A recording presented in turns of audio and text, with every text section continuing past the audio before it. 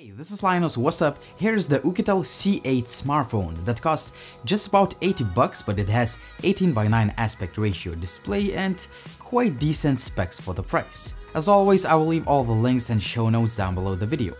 In the box you get all the usual items and some extras include a soft TPU case and nothing more. It is obvious that the Oukitel C8 is a cheap phone once you pick it up. The phone is made completely out of plastic. We have a glossy black plastic finish, plastic buttons, and even though the build quality is pretty good for such a cheap phone, you will definitely see this is a cheap device after all. Well, you're paying $80, right? Obviously, the display is the key selling point and we have 18:9 aspect ratio panel for the price of just about $80, and that panel is actually pretty good for such a cheap phone.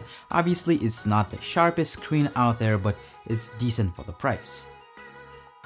Another feature worth mentioning is that you get a removable backplate where you can access the battery, 2 SIM card slots, and the microSD card slot. On the front you get a 5-megapixel selfie shooter, LED flash for night selfies, but there is no LED notification light. On the back we have a single camera system and the fingerprint scanner that's actually pretty good.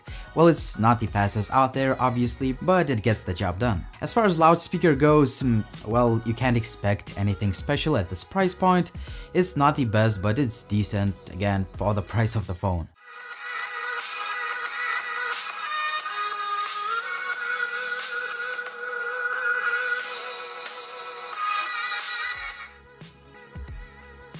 As far as specifications go, again, you can't expect much at this price point. You get the MTK 6737 CPU, just 2 gigs of RAM and just 16 gigabytes of internal storage, which is thankfully expandable via the microSD card slot.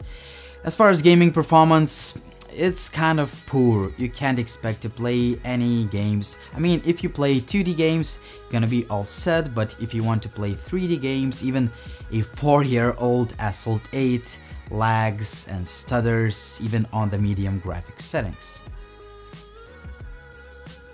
As far as user interface goes, the phone ships with almost stock Android 7.0 out of the box, and we have almost stock look, just a few redesigned icons, nothing special.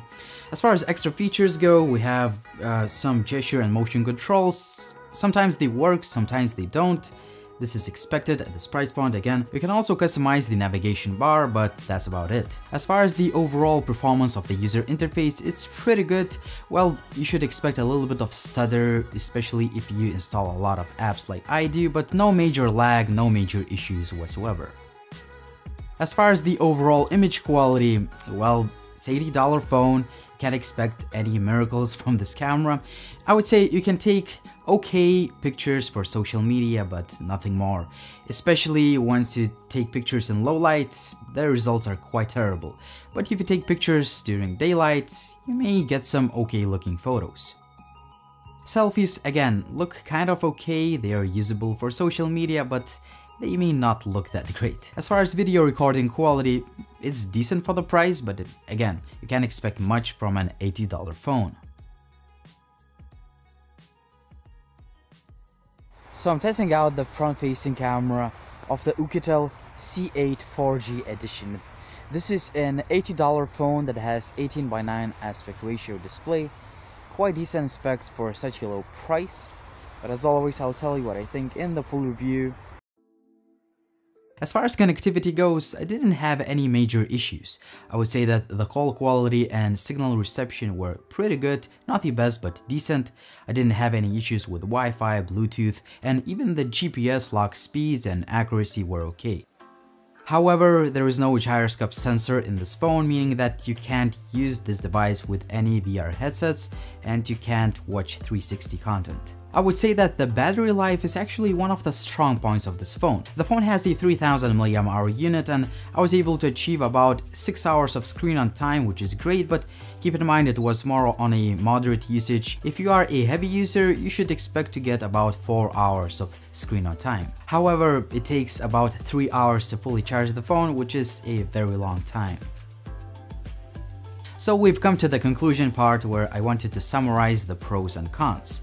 Obviously, the first pro is that display, because we get 18:9 aspect ratio panel for the price of just about 80 bucks. That display is pretty good too, like for the price of the phone, not the sharpest panel out there, but it's decent. Also, the phone looks nice, but at the same time it looks kind of cheap because it is mostly made out of plastic. I also like that we have a pretty reliable fingerprint scanner, stock Android user interface, and a pretty good battery life.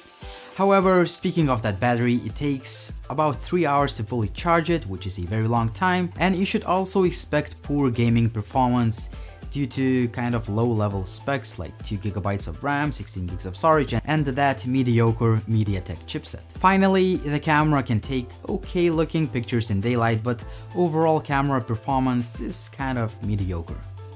At the end of the day, this is an $80 phone, so you definitely have to consider all the pros and cons before making the purchase, but overall I would say this is a great bang for the buck if you can live with these shortcomings. And I mean, if you look for such a cheap phone, you should also consider that it will have at least a few shortcomings, right? As always, I'm asking, what do you guys think about this phone? Would you buy it or not? Or would you buy any other phone at this price point? And if you liked the video, please hit the like button. Please subscribe to the channel if you haven't already. Finally, hit me up on Twitter, Instagram, or Facebook. It was Linus. Thank you for watching and see you soon.